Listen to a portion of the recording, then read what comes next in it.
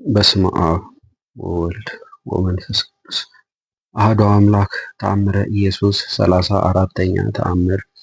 ዕውር ሆኖ ስለተወለደ አንድ ሰው ይቅርታው ቸርነቱ ለዘላለሙ በእውነት ለሁላችን ይደረግልንና ጌታችን አምላካችን መድኃኒታችን ኢየሱስ ክርስቶስ ያደረገው ተአምር ይህ ነው።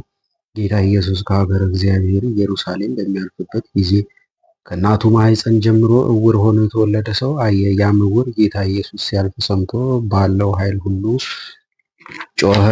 ይልቁንም የዕውር አቤቱ ፍጡራን ፈጣሪያቸው፣ የችግረኞችም ረዳታቸው፣ ዓይንና አንደበትን የፈጠርክ ሆይ ጌትነትህን አይ ዘንድ ዓይኔን አብራልኝ፣ ለቅዱስ ስምህም ምስጋና አቀርብ ዘንድ አንደበቴን ፍታልኝ፣ ምስጋናህንም እሰማ ዘንድ ጆሮዬን ክፈትልኝ በማለት አሰምቶ ጮኸ።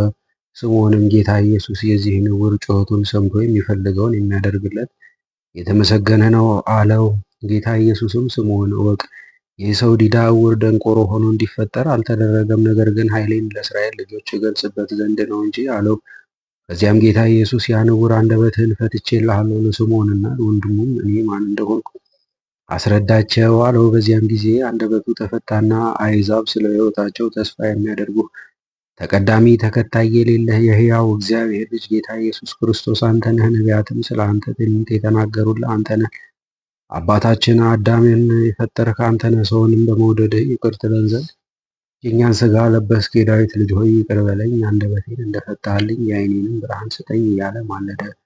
ጌታ ኢየሱስም ወደ እሱ ይቀርብ ዘንድ አዘዘና ቀረበ። ከዚያም እጁን በዓይኑ ላይ ጫነበትና ዓይኑ በራ። ዳግመኛም በጆሮው ላይ ጫነበትና ጆሮው ሰማ። ከዚያም ጊዜ ጀምሮ በጌታ ኢየሱስ ክርስቶስ ስም ከሚያስተምሩት እንደ አንዱ ሆነ። በእሱም ትምህርት ብዙ ሰዎች አምነው ወደ ዮርዳኖስ ወንዝ ሄደው በመጥምቁ ዮሐንስ እጅ ተጠመቁ። ይቅርታው ቸርነቱ ለዘላለሙ በእውነት ለሁላችን ይደረግልን፣ አሜን።